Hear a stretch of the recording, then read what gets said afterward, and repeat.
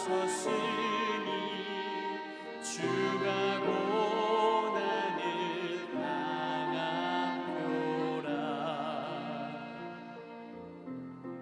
험한 십자가를 내가 사랑함을 주가 보혈을 흘림이라. 죄의 승리를 얻기까지 주의 십자가 사랑하리. 빛나며 영광 받기까지 험한 십자가 붙들겠네.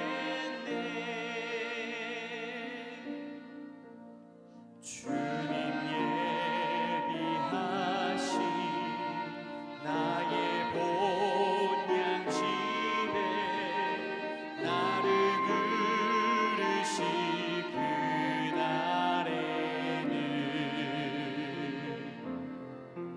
영광 중에 계신 우리 주와 함께 내가 죽도록 충성하리. 죄의 승리를 얻기까지 주의 십자가 사랑하리.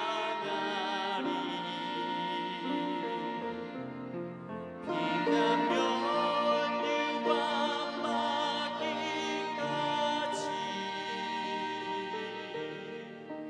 험한 십자가 붙들겠네.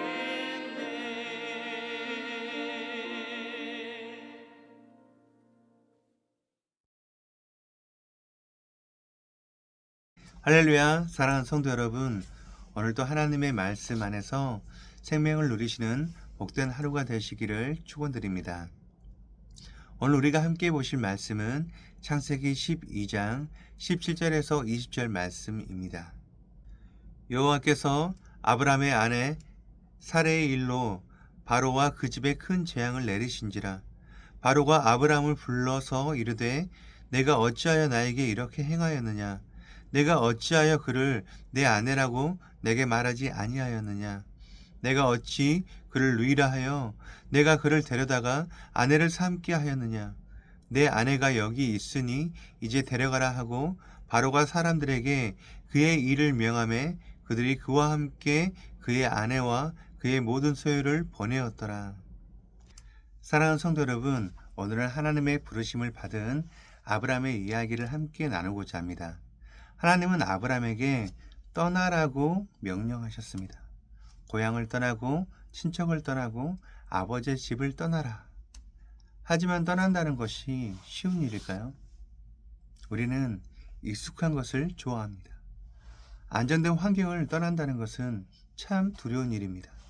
그러나 하나님의 축복은 우리가 익숙한 곳을 떠날 때 시작이 되는 것이죠. 오늘 말씀을 통해 하나님의 부르심과 우리의 반응, 그리고 하나님의 신실하심을 함께 묵상해 보시겠습니다. 창세기 12장 1절 말씀입니다. 여호와께서 아브라함에게 이르시되 너는 너의 고향과 친척과 아버지의 집을 떠나 내가 내게 보여줄 땅으로 가라. 하나님은 아브라함에게 익숙한 환경을 떠나라고 명령하셨어요. 익숙한 곳에서는 환경과 사람들에게 의지하기가 쉽습니다. 그러나 믿음의 길에서는 오직 하나님만을 의지해야 하는 것이죠. 사랑하는 성도 여러분, 하나님은 아브라함에게 명확한 목적지를 말씀하시지 않으셨어요. 내가 내게 보여줄 땅으로 가라.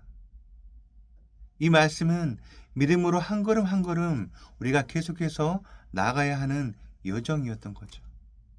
우리는 하나님의 부르심을 받을 때 어디로 가야 합니까? 목적지가 어디입니까? 그렇게 묻고 싶어 합니다.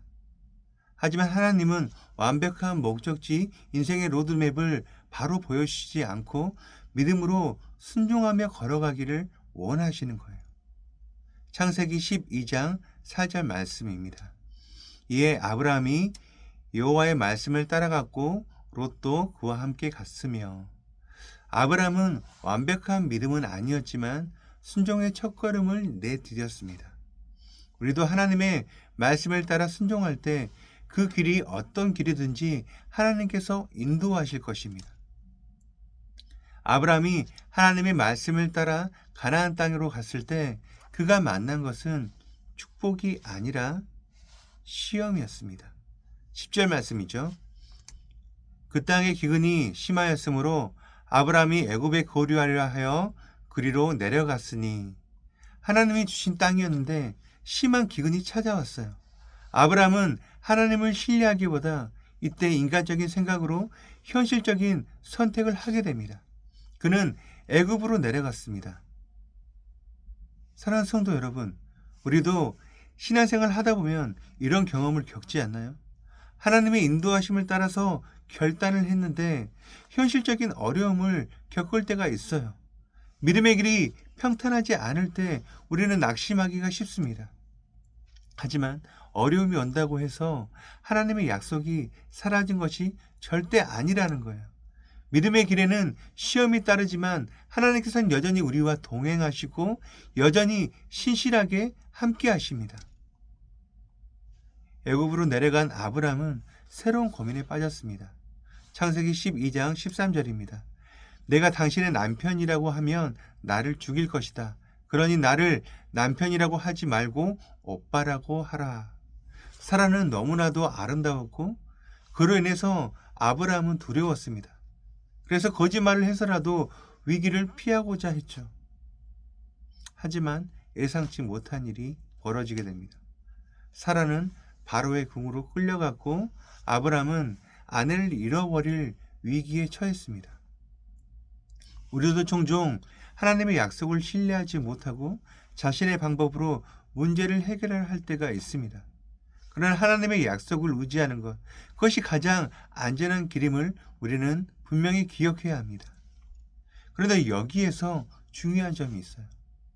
아브라함이 이런 상황에서 이런 어려움을 겪었을 때 기도했습니까? 아니면 해결책을 찾았나요? 그렇지 않습니다. 아브라함은 어떤 것도 하지 못했어요. 아브라함은 기도할 생각조차 하지 못했지만 하나님께서는 아브라함을 포기하지 않으셨습니다. 하나님께서는 아브라함을 기억하시고 주목하셔서 아브라함과의 그 약속을 이루어주세요. 창세기 12장 17절 말씀입니다. 여호와께서 아브라함의 아내 사레의 일로 바로와 그 집에 큰 재앙을 내리신지라. 하나님께서는 바로의 집에 큰 재앙을 내리셔서 사라가 무사히 돌아올 수 있게 해주셨습니다. 아브라함은 실수했지만 하나님은 신실하셨습니다. 아브라함은 연약했지만 하나님은 그를 붙드셨습니다. 아브라함은 거짓말했지만 하나님은 그의 약속을 지키셨습니다. 이것이 바로 하나님의 은혜라는 거예요. 우리가 연약하고 실수해도 하나님은 우리를 포기하지 않으십니다. 하나님과의 특별한 관계에 있는 사람들에게 하나님께서는 순간적인 고통과 고난을 결국은 축복으로 바꾸어 주신다는 거예요. 아브라함은 사례를 빼앗기면서 결국 바로에게 많은 것을 받아서 부자가 되었다고 말해줍니다. 사실 거짓말을 하다가 걸리면 그 자리에서 죽어야 하는데 하나님께서 개입해 주셨어요. 그래서 이런 결과를 얻게 된 것이죠. 현재 아브라함은 사실 하나님께 불순종하고 있습니다. 친척을 떠나라고 분명히 하나님께서 말씀을 하셨죠. 하지만 친척 롯이 옆에 있어요. 결국 롯과 헤어질 수밖에 없는 상황을 만드시고 하나님께서는 말씀을 하시죠. 창세기 13장 14절에서 15절 말씀입니다. 롯이 아브라함을 떠난 후에 여호와께서 아브라함에게 이르시되 너는 눈을 들어 북쪽과 남쪽, 동쪽과 서쪽을 바라보라. 보이는 땅을 내가 너와 내 자손에게 주리니 영원히 이르리라. 아브라함은 실수했지만 하나님은 그 실패를 통해서 더 큰 축복으로 우리 가운데 기쁨을 주십니다. 갈라디아서 3장 9절 말씀입니다. 믿음으로 말미암은 자는 믿음이 있는 아브라함과 함께 복을 받느니라. 우리도 아브라함과 같이 복을 받는 존재입니다. 하나님께서는 우리의 실패를 통해서라도 선한 길로 인도하십니다. 사랑하는 성도 여러분, 하나님의 부르심은 믿음의 여정으로 우리를 초대합니다. 그 길에는 때로는 우리가 예상하지 못하는 시험이 따를 수도 있습니다. 하지만 하나님은 우리의 연약함에도 불구하고 신실하시다는 것이죠. 오늘도 하나님의 그 신실하심을 신뢰하시며 믿음으로 순종하는 하루가 되시기를 축복드립니다. 함께 기도하시겠습니다. 사랑과 은혜가 충만하신 하나님 아버지, 오늘도 우리에게 묵상하는 자리로 불러주시고 하나님의 말씀을 듣게 하심에 감사드립니다. 주님, 아브라함을 부르셨던 하나님께서 오늘도 우리를 믿음의 길로 초대하심을 깨닫습니다. 우리도 익숙한 것을 떠나는 것이 두렵지만 하나님의 인도하심을 신뢰하며 한 걸음씩 나아가게 하옵소서. 하나님, 믿음의 길에는 시험이 따름을 압니다. 아브라함이 가나안에서 기근을 만나고 두려움 속에서 인간적인 방법을 택했던 것처럼 우리도 때로는 하나님의 약속보다 현실을 바라보며 흔들릴 때가 있습니다. 하지만 주님, 우리의 연약함에도 불구하고 신실하게 우리를 붙드시는 하나님을 더욱 간절히 의지하게 하시옵소서. 우리가 실수하고 넘어질 때에도 하나님께서 아브라함을 포기하지 않으셨듯이 우리를 끝까지 인도하시고 하나님의 선한 길로 우리를 이끌어 주심을 믿습니다. 오늘도 하나님의 신실하심을 신뢰하며 믿음으로 순종하는 하루가 되기를 간절히 원하며 우리의 구주 되신 예수님의 이름으로 기도드립니다. 아멘. 함께 기도할 도우기도 제목은 지역사회를 향한 섬김과 구제를 위하여입니다. 첫째로 지역사회를 예수 그리스도의 사랑으로 품고 섬기는 우리 교회가 되기 위하여 신정동을 예수 그리스도의 사랑으로 가슴에 품고 기도하며 지역사회를 섬기는 우리 교회가 되도록 기도하시기 바랍니다.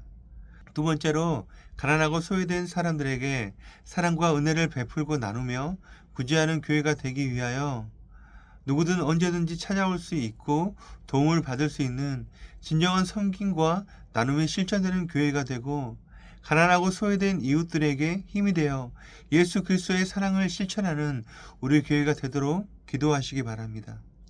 이어서 육신의 질병으로 고통받고 있는 교회 식구들, 경제적 어려움을 겪는 식구들, 타지와 타국에 있는 식구들, 군 복무 중인 청년들, 우리 교회 다음 세대를 위해 기도하시기 바랍니다. 또한 나라와 민족을 위해서 한국 교회와 세계 선교를 위해서 기도하시기 바랍니다. 끝으로 오늘도 주님과 깊이 교제하시는 하루가 되길 소망하며 각자의 기도 제목을 놓고 기도하시겠습니다.